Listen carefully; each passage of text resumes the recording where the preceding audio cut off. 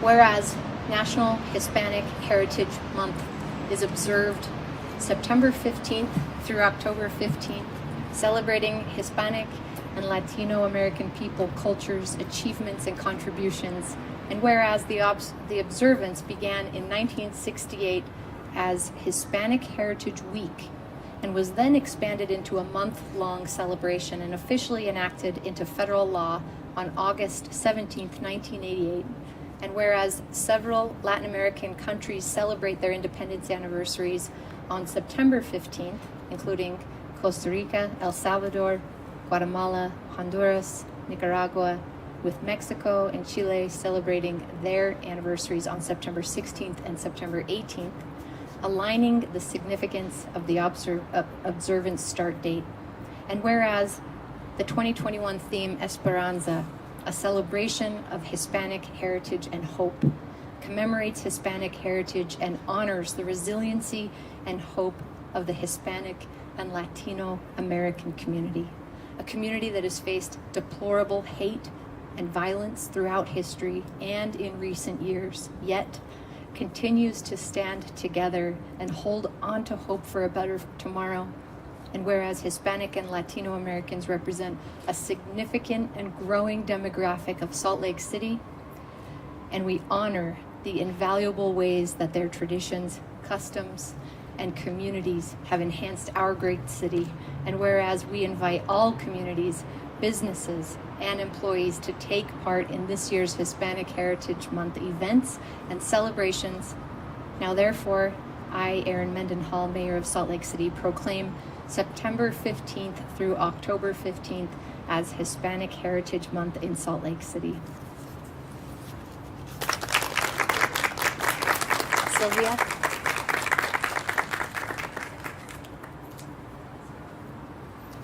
Thank you, Mayor. I really want to thank the Salt Lake City, the state of Utah, Utah Coalition of La Raza, the Consulate of Mexico, and City Council people and also City Council candidates. Thank you so much for being part of the kickoff for Hispanic Heritage Month. Hispanic Heritage Month is an important reminder of the Latino heritage in the state of Utah. From the first Europeans to explore this region, to the many places and names and geographic names that we use in everyday life in our state, to the vast numbers of minority-run businesses and organizations in the region, where Hispanic and Latino communities have played a significant role in defining Utah. Starting today, on September 15, we celebrate the independence of several Latin American countries from Spain. This marks the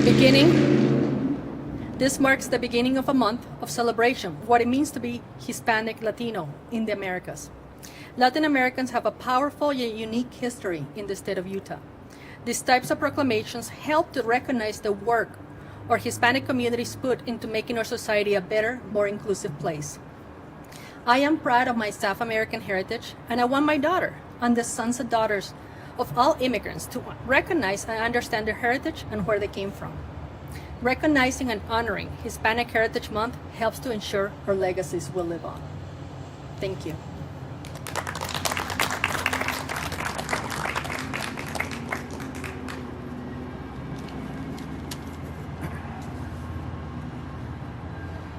Welcome, everyone. My name is Richard Jaramillo, and I'm honored to represent Utah Coalition of La Raza here today as we kick off National Hispanic Heritage Month. I'd like to thank Mayor Mendenhall for your leadership and in making equity a substantive issue in your administration and hosting this event.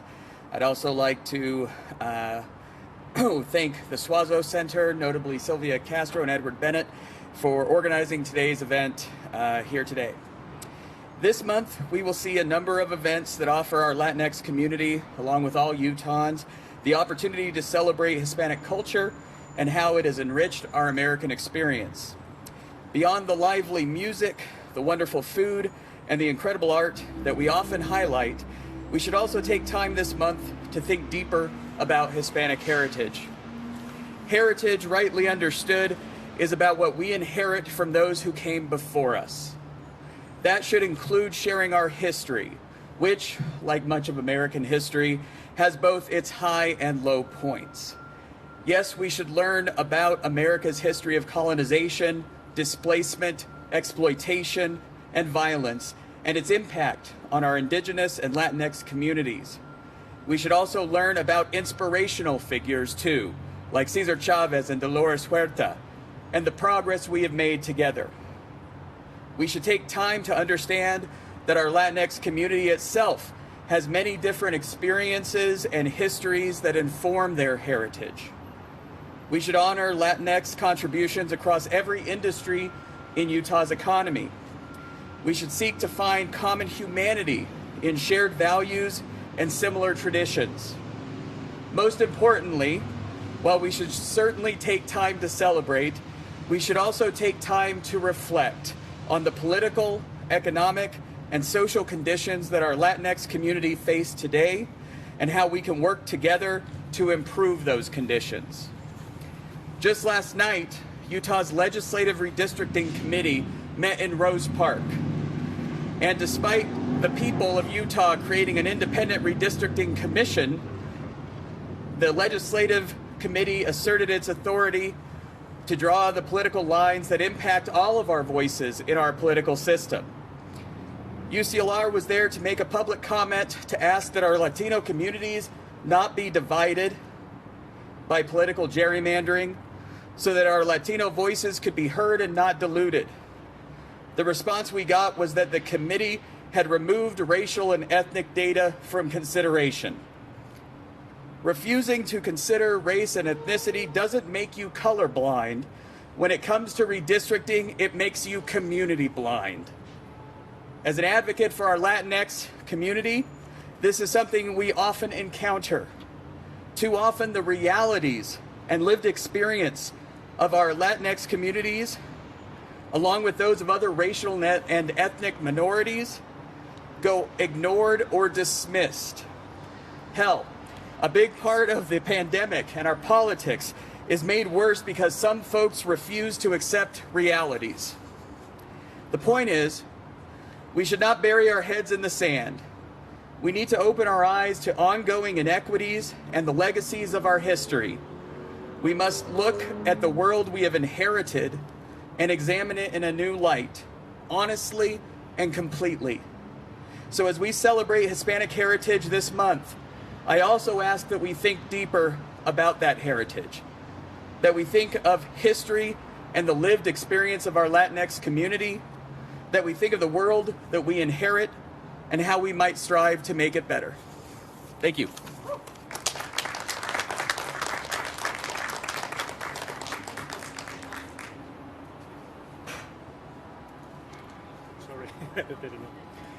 Hello, everyone. Good afternoon. My name is Jose Borjon, the Consul of Mexico here in the state of Utah.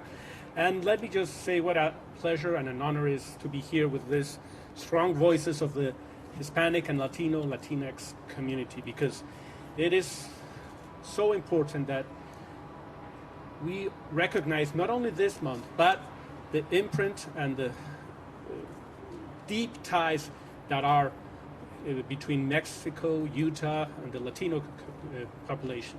Yes, we have the honor of celebrating tomorrow, and actually, if you're going to join us at Gallivan Center later in the evening, our independence. But let me just remind you that when Mexico became independent, this territory, Utah, was also part of Mexico. So you should also celebrate with us our independence, and you're more than welcome to do that. And the idea here is that our voices are as vibrant as and others, and that we want to contribute to what is being done here in Utah. And that is why it's so important, the leadership that we have here in the state, that we have here in the city, the county mayor, and all the city council, Anna. And I think it's important because immigrants here in Utah, and Mexican immigrants, are traditionally, historically been here and contributing to the well-being of this great community. So let's give them their voices, as Richard has just said, today and ever, and give them the spaces that they have won. And that is our interest as a consulate, that our community thrives while at the same time they continue having a connection with their home country. And that is why we believe it's so important, declarations like this that can continue in policies throughout the rest of the year. Thank you very much. Muchas gracias a todos por la oportunidad. Soy el cónsul de México, José Borjón, y quiero aprovechar para reconocer el liderazgo que nos acompaña hoy. Creemos que es muy importante que las voces de la comunidad hispana, latina, se escuchen día con día, no solo en el marco del mes de la herencia hispana, pero durante todo el año, y para eso creo que es muy importante que se nos den espacios a la comunidad como el día de hoy. Gracias a todos. Thank you.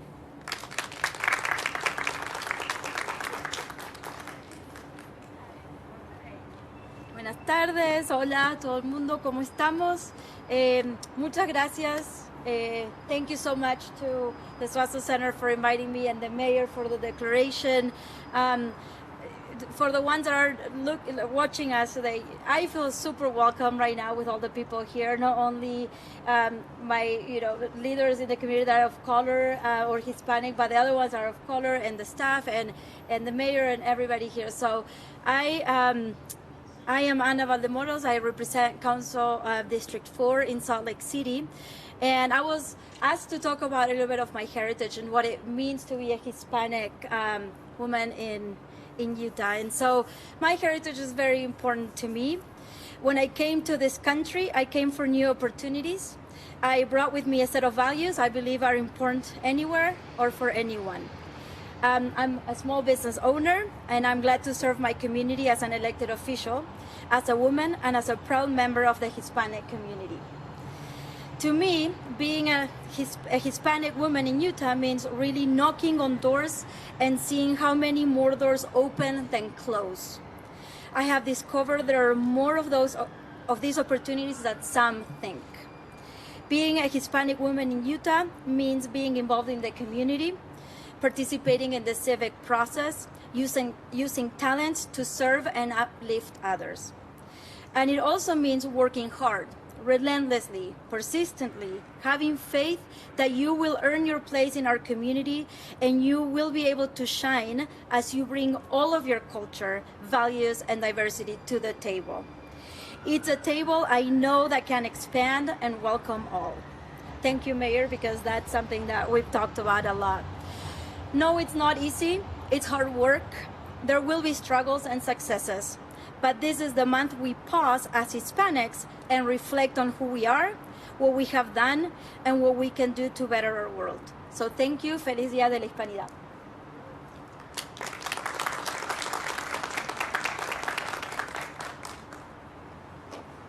Muy buenas tardes. Good afternoon. Oh, let's try that again. Good afternoon. Thank you so much. We appreciate that. And thank you so much to the Suazo Center, Mayor Mendenhall, for the invitation to join you. I have such deep privilege of being able to represent our administration, the Cox-Henderson administration today, but not only as my official capacity as Senior Advisor of Equity and Opportunity to Governor Cox and the Director of the Division of Multicultural Affairs, but also as a proud Latina, as a proud immigrant, and someone that gets to call Utah home. So thank you once again for hosting this space and this conversation that acknowledges National Hispanic Heritage Month. So I want to begin by simply acknowledging that it is important for our administration that we take the moment to recognize the vast contributions made by Hispanic and Latinos within the state of Utah and across the nation. We acknowledge that Utah's history cannot be discussed without recognizing the influence of the Hispanic and Latino people within the region. If that's a B, you might hear me scream, so give me just a second. Okay, we're good. Thank you. She loves me. Okay. So they're obviously very excited to celebrate with us. So as we have recognized today through many of the individuals within our panelists that have remarked today about what it means to be Latino, what it means to celebrate and acknowledge Hispanic Heritage Month, we want to acknowledge that there are so much of the Latino community that is contributing to the narrative of success for Utah. We are successful because of the diversity in which makes up Utah. We are successful because of the rich cultures and traditions and heritage that are making up our community which are not a monolith. We acknowledge that the Latino themselves, they have uniqueness. There is Venezuelans, Colombians, Dominicans, Bolivians. There are so many differences, and yet we are united by foundational thread of our native tongue, nuestra lengua nativa. And so we recognize today that as we celebrate with the many leaders that are taking a moment to say, thank you for being present. Thank you for being a part of our community. Thank you for being on the front lines. This past year has allowed us to reflect on the resilience of Latino communities in the face of the public crisis of the pandemic. We saw how our promotoras, right? We saw how our promotoras, the ones that were on the front lines, were knocking on doors. Many of them who were unpaid, many of them volunteering, many of them taking public transportation to make sure that people knew how to access services that were critical. So again, the resilience, the grit, las ganas de nuestra comunidad showcased this past year. And so today is special, not just because we get to say this next month we're going to acknowledge the brilliance, the value, and the beauty of what it is to be Latino in our state, but also historically. Thank you for acknowledging Consul Borjon. Utah was Mexico, right? And so this is our community. This is an opportunity to say we all belong. This is our thread. This is our home. So I do also want to just acknowledge past and present leaders. I know for me, Archie Archuleta, I raise his name, I praise him, and I acknowledge him. His little suspenders would be right there on the front saying, si se puede, right? So for many of you who may have been blessed to have known Archie Archuleta, he is no longer with us, but he has left an imprint in many of us, just as many other leaders have. And so for many of us who identify as Latino, I also invite us to acknowledge our ancestors that have made us strong and that have made us who we are today. So to our Latino and Hispanic community, our administration thanks you